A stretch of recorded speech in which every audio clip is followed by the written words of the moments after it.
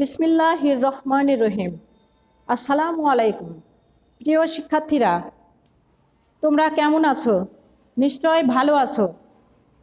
আলহামদুলিল্লাহ, আমিও ভালো আছি। আজ তোমাদের সাথে আমার দ্বিতীয় ক্লাস। প্রথম ক্লাসে আমি তোমাদের উৎপাদনের গুরুত্ব, উৎপাদনের আওতা, উৎপাদনের বিভিন্ন খাত, উৎপাদন কিভাবে কর্মসংস্থান সৃষ্টি করে ও জীবনযাত্রার মান উন্নত করে, উৎপাদনশীলতা কাকে বলে, উৎপাদনশীলতার গুরুত্ব, এগুলো সম্পর্কে বিস্তারিত আলোচনা করেছিলাম।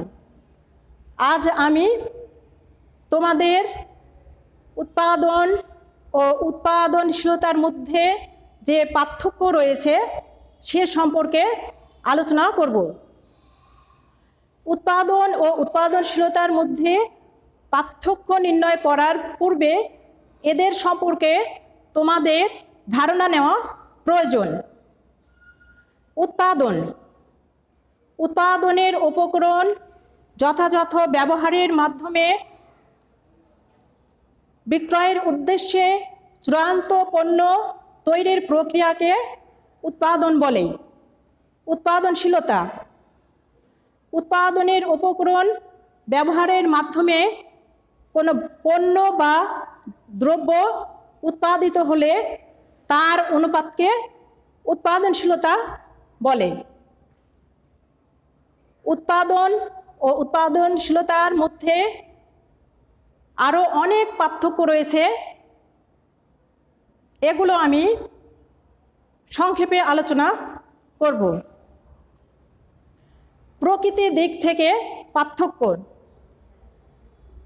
উৎপাদন হচ্ছে কোনো দ্রব্য বা সেবা তৈরি করা। উৎপাদনশীলতা হচ্ছে উৎপাদন ও উপকরণের অনুপাত। ধরনের দিক থেকে উৎপাদন ও উৎপাদনশীলতার পার্থক্য হচ্ছে উৎপাদন হচ্ছে পরিমাণবাচক বা মূল্যসূচক, আর উৎপাদনশীলতা হচ্ছে আনুপাতিক। হিসাবগত দিক থেকে উৎপাদন হিসাব করা খুব সহজ, কিন্তু উৎপাদনশীলতা হিসাব করা খুব জটিল।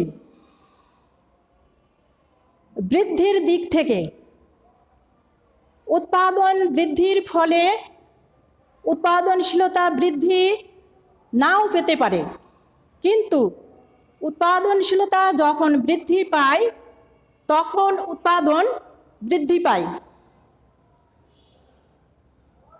লাভগত দিক থেকে উৎপাদন বৃদ্ধির ফলে প্রতিষ্ঠানের লাভ নাও হতে পারে, কিন্তু উৎপাদনশীলতা যদি বৃদ্ধি পায় তবে প্রতিষ্ঠানের লাভ হয়। আর্থিক অবস্থার দিক থেকে উৎপাদন বৃদ্ধির ফলে প্রতিষ্ঠানের আর্থিক অবস্থা ভালো নাও হতে পারে, কিন্তু উৎপাদনশীলতা বৃদ্ধি পেলে প্রতিষ্ঠানের লাভ হয়। ব্যয় হ্রাসের দিক থেকে উৎপাদন বৃদ্ধির ফলে ব্যয় হ্রাস নাও হতে পারে, কিন্তু উৎপাদনশীলতা বৃদ্ধির ফলে প্রতিষ্ঠানের ব্যয় হ্রাস হয়। মজুত নিয়ন্ত্রণ। উৎপাদন মজুত নিয়ন্ত্রণের সাথে জড়িত থাকে, কিন্তু উৎপাদনশীলতা মজুত নিয়ন্ত্রণের সাথে জড়িত নাও থাকতে পারে। গতিশীলতা। গতিশীলতা কম, কিন্তু উৎপাদনশীলতার গতিশীলতা বেশি। এতক্ষণ আমি তোমাদের উৎপাদন ও উৎপাদনশীলতার মধ্যে পার্থক্য বললাম। এই উৎপাদন ও উৎপাদনশীলতার মধ্যে কিছু পার্থক্য থাকলেও এদের মধ্যে প্রত্যক্ষ ও পরোক্ষভাবে সম্পর্ক রয়েছে। এবার আমি তোমাদের উৎপাদনশীলতা বৃদ্ধির উপায় সম্পর্কে আলোচনা করব। উৎপাদনশীলতা বৃদ্ধি হচ্ছে প্রতিষ্ঠানের উৎপাদন বৃদ্ধি পাওয়া। প্রতিষ্ঠানে উৎপাদন যদি বৃদ্ধি পায় তবে প্রতিষ্ঠানের আয় বৃদ্ধি পাবে, ব্যবসায় সম্প্রসারিত হবে। এই উৎপাদন বৃদ্ধির কতকগুলো পদক্ষেপ বা প্রভাব বিস্তারকারী উপাদান রয়েছে, যেমন উন্নত কার্য পরিবেশ। কোনো প্রতিষ্ঠানের উন্নত কার্য পরিবেশ যদি থাকে তবে সেখানে উৎপাদন বাড়ে, আর উৎপাদন বৃদ্ধির সাথে সাথে উৎপাদন বৃদ্ধির সাথে সাথে উৎপাদনের দক্ষতা বাড়ে, আর উৎপাদনের দক্ষতা যখন বৃদ্ধি পায় তখন উৎপাদনশীলতাও বৃদ্ধি পায়।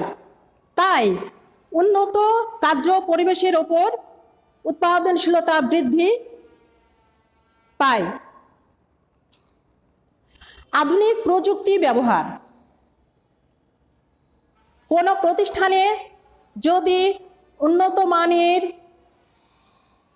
প্রযুক্তি ব্যবহার করা হয় তবে সেই প্রতিষ্ঠানে উন্নত মানের পণ্য উৎপাদন করা যাবে, আর উন্নত মানের পণ্য উৎপাদিত হলে পণ্যের মান যেমন বৃদ্ধি পাবে তেমনি উৎপাদনশীলতাও বৃদ্ধি পাবে।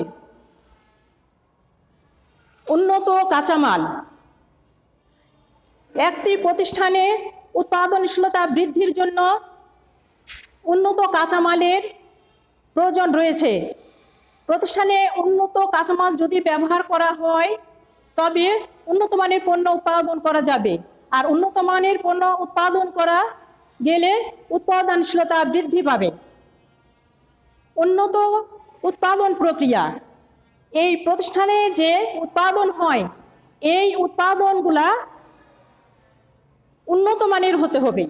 পণ্যগুলা যদি উন্নত মানের হয় তবে উৎপাদনশীলতা বৃদ্ধি করা সম্ভব হবে। সুসম্পর্ক। প্রতিষ্ঠানে উন্নত মানের পণ্য উৎপাদন করতে গেলে ব্যবস্থাপকের সঙ্গে শ্রমিক কর্মীদের সুসম্পর্ক থাকতে হবে। শ্রমিকদের সঙ্গে যদি ব্যবস্থাপকের সুসম্পর্ক থাকে তবে অতি সহজে শ্রমিকদের দিয়ে ভালো ভালো কাজ করানো যাবে এবং শ্রমিকরাও কাজ করতে উৎসাহ বোধ করবে।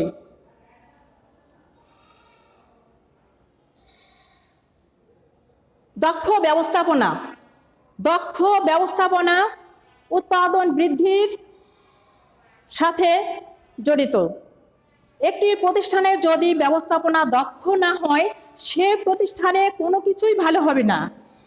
ব্যবস্থাপক যদি দক্ষভাবে ব্যবস্থাপনা করেন তবে উন্নত মানের পণ্য উৎপাদন করা যাবে। উন্নত মানের পণ্য উৎপাদন হলে উৎপাদনের দক্ষতা বাড়বে, আর উৎপাদনের যদি দক্ষতা বাড়ে তবে উৎপাদনশীলতাও বৃদ্ধি পাবে। প্রশিক্ষিত কর্মী ব্যবহার। একটি প্রতিষ্ঠানে অবশ্যই দক্ষ ও প্রশিক্ষিত কর্মীর প্রয়োজন, কারণ কর্মীরা যদি প্রশিক্ষিত না হয় তবে প্রতিষ্ঠানে কোনো কাজই ভালোভাবে করা সম্ভব হবে না। এর জন্য প্রশিক্ষিত কর্মীর উপরেও উৎপাদনশীলতা বৃদ্ধি নির্ভর করে। গবেষণা ও উন্নয়ন। প্রতিষ্ঠানের গবেষণা ও উন্নয়নের উপরও উৎপাদনশীলতা বৃদ্ধি অনেকাংশে নির্ভর করে। এতক্ষণ আমি উৎপাদনশীলতার বৃদ্ধির উপায় বা পদক্ষেপ বা বিস্তারকারী উপাদান সম্পর্কে আলোচনা করলাম। এখন আমি উৎপাদনশীলতার প্রকারভেদ সম্পর্কে বলবো। এই যে উৎপাদনশীলতা, এই উৎপাদনশীলতা কয়েক প্রকার হতে পারে, যেমন মোট উৎপাদনশীলতা, শ্রমের উৎপাদনশীলতা, যন্ত্রের উৎপাদনশীলতা, মালামালের উৎপাদনশীলতা, আর্থিক উৎপাদনশীলতা। এই উৎপাদনশীলতা পরিমাপে কিছু নিয়ম রয়েছে। এই উৎপাদনশীলতা পরিমাপ নির্ণয়ে উপায়গুলো আমি এখন আলোচনা করব। মোট উৎপাদনশীলতা, মোট উৎপাদনের মূল্য ও মোট উপকরণের মূল্যের অনুপাতকে মোট উৎপাদনশীলতা বলে। এই মোট উৎপাদনশীলতা নির্ণয়ের একটা সূত্র রয়েছে। এই সূত্রটি হলো মোট উৎপাদনশীলতা সমান মোট উৎপাদনের মূল্য বাই মোট উপকরণের মূল্য। শ্রমের উৎপাদনশীলতা, মোট উৎপাদনের একক ও মোট শ্রমঘণ্টার অনুপাতকে শ্রমের উৎপাদনশীলতা বলে। এই শ্রমের উৎপাদনশীলতা নির্ণয়ের সূত্র রয়েছে। এই শ্রমের উৎপাদনশীলতা নির্ণয়ের সূত্রটি হল শ্রমের উৎপাদনশীলতা সমান মোট উৎপাদনের একক বাই মোট শ্রমঘণ্টা। যন্ত্রের উৎপাদনশীলতা, মোট উৎপাদনের পরিমাণ ও মোট যন্ত্র সময়ের অনুপাতকে যন্ত্রের উৎপাদনশীলতা বলে। এই যন্ত্রের উৎপাদনশীলতা নির্ণয়ের সূত্র রয়েছে। এই সূত্রটি হল যন্ত্রের উৎপাদনশীলতা সমান মোট উৎপাদনের পরিমাণ বাই মোট যন্ত্র সময়।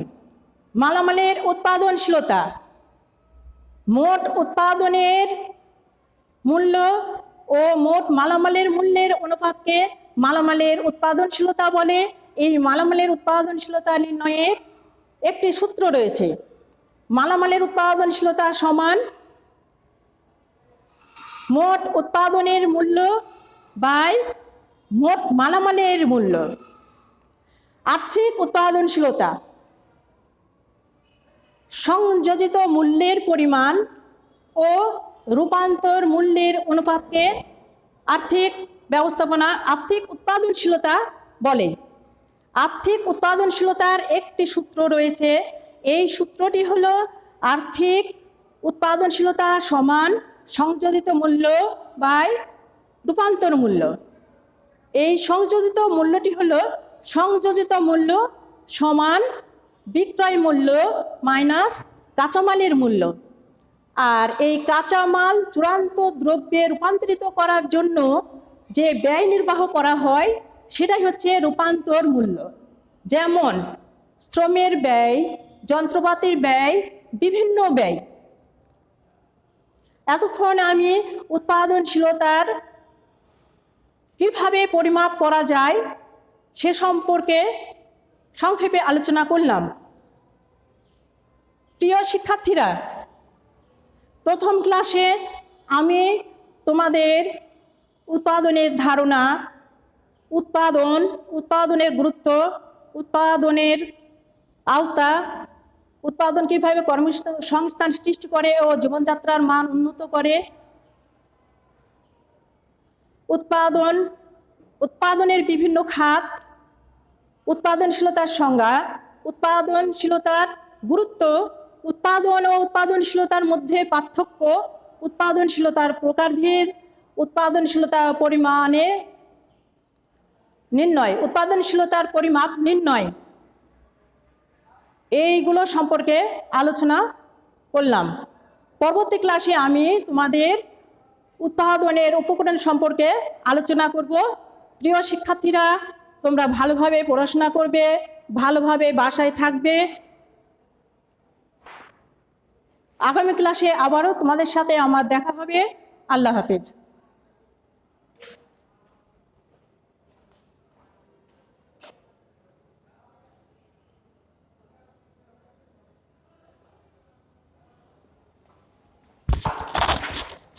আল্লাহ।